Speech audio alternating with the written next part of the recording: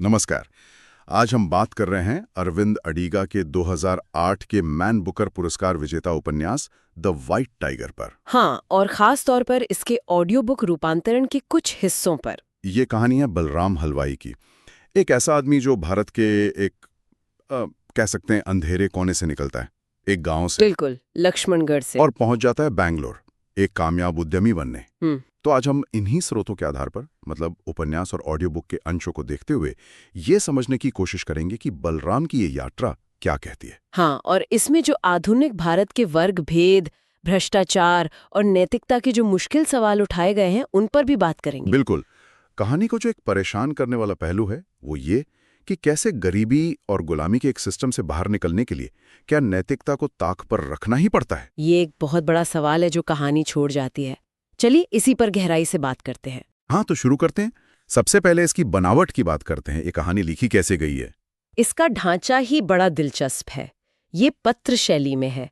मतलब बलराम हलवाई जो है वो 7 रातों तक चीन के प्रधानमंत्री वेन जियाबाओ को चिट्ठियां लिखता है। अच्छा, चीन के प्रधानमंत्री को? हाँ, लंबे पत्र। और इन्हीं में वो अपनी पूरी कहानी सुनाता है, अपने गांव से लेकर बैंगलोर तक का सफर।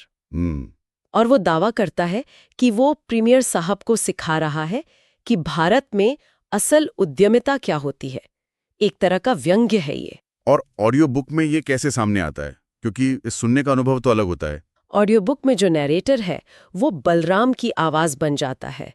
आवाज में एक खुरदुरापन है, एक कच्चापन। हाँ, मैंने भी महसूस किया। जिससे पता चलता है कि वो ज्यादा पढ़ा लिखा नहीं है, लेकिन चालाक बहुत है और महत्वाकांक्षी भी। उसकी आवाज का अंदाज ही कहानी कहता है ना। बिल्कुल। और नरेटर का व्यलजा भी बदलता रहता है।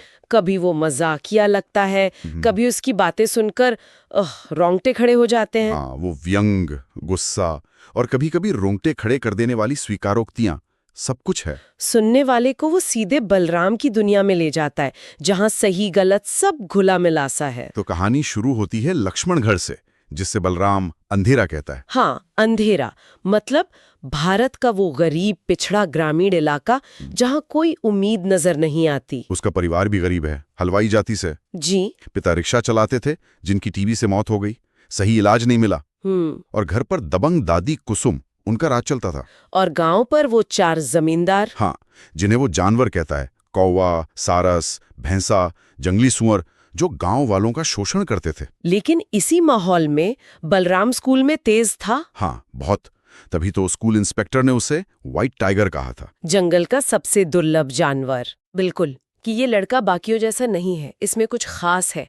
पर वो उम्मीद जल्दी ही टूट गई। हाँ, उसे स्कूल छुड़वा दिया गया, चाय की दुकान पर काम करने लगा।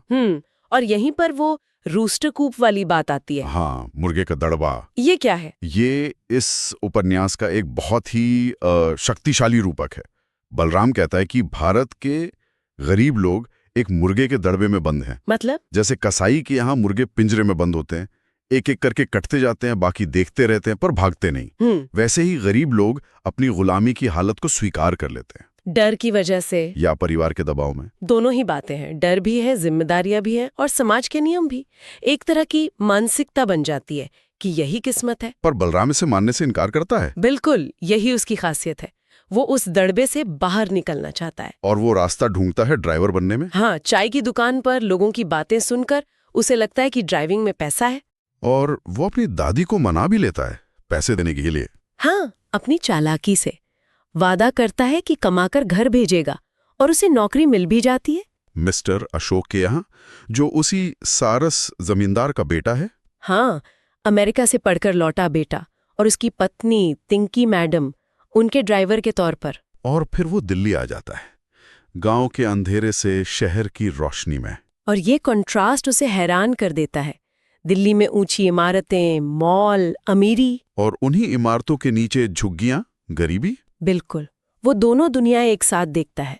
ऑडियो बुक में वो अपनी नौकरी का वर्णन बड़े व्यंग से करता है ना? हाँ, कैसे वो कार साफ करता है, मालिकों की डांट सुनता है, अपमान सहता है और रात को तिलचट्टों वाले बेसमेंट में सोता है। लेकिन वो सिर्फ गुलामी नहीं कर रहा, वो आंखें और कान खुले रखता है। हाँ, वो सीख रहा है अमीरों के तौर तरीके, उनकी बातें, उनकी कमजोरियां। वो चालाकी सीख रहा है, मौके का इंतजार करना।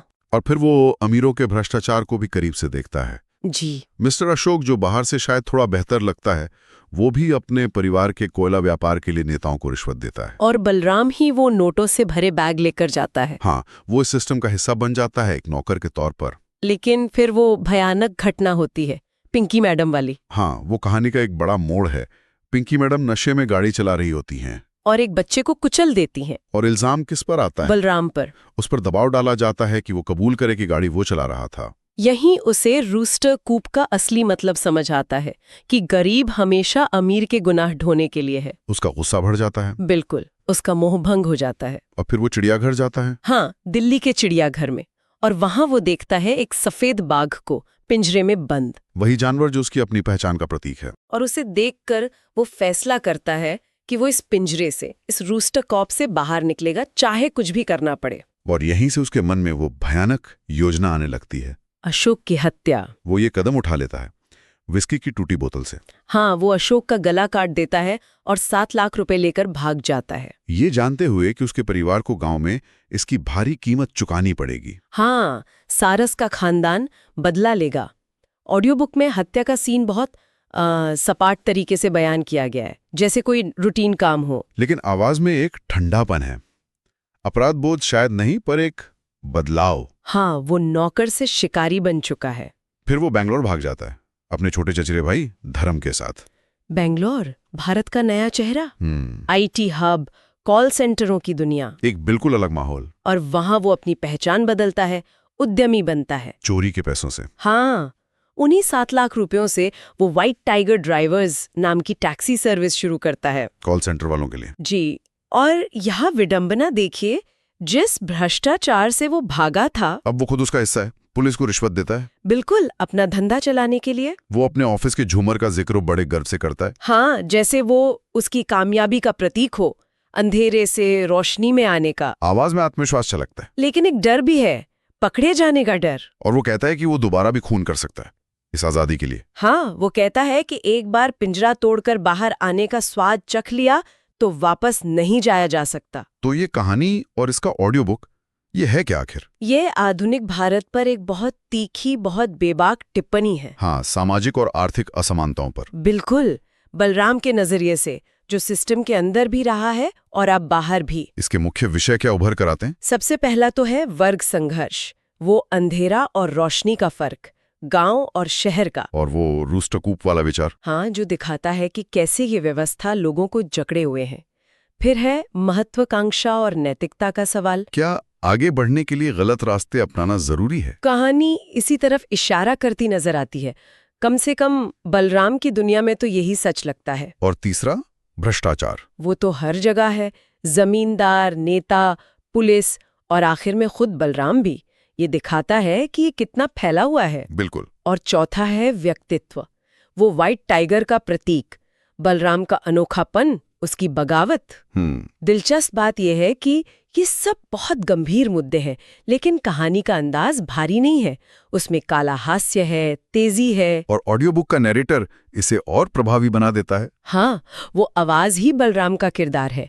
व्यंग्य, गुस्सा, चालाकी, सब कुछ उसमें है। कहानी की भाषा भी बहुत सीधी और असरदार है। गरीबी और हिंसा का चित्रण बहुत कच्चा है, जो सुनने वाले को हिला सकता है। इसे काफी सराहा गया था, बुकर प्राइज भी मिला, लेकिन कुछ आलोचना भी हुई थी। हाँ, कुछ लोगों को लगा कि ये भारत की गरीबी को शायद कुछ सनसनीखेज अंदाज में दिखाता है या पश्चिमी नजरिए से। इसकी तुलना रिचर्ड राइट की नेटिव सन से भी होती है। जी, जो हाशिए के लोगों के गुस्से और नजरिए को आवाज देती है। और 2021 में नेटफ्लिक्स पर फिल्म भी आई थी। हाँ, वो भी काफी चर्चित रही। आदर्श गौरव ने अच्छा काम किया था।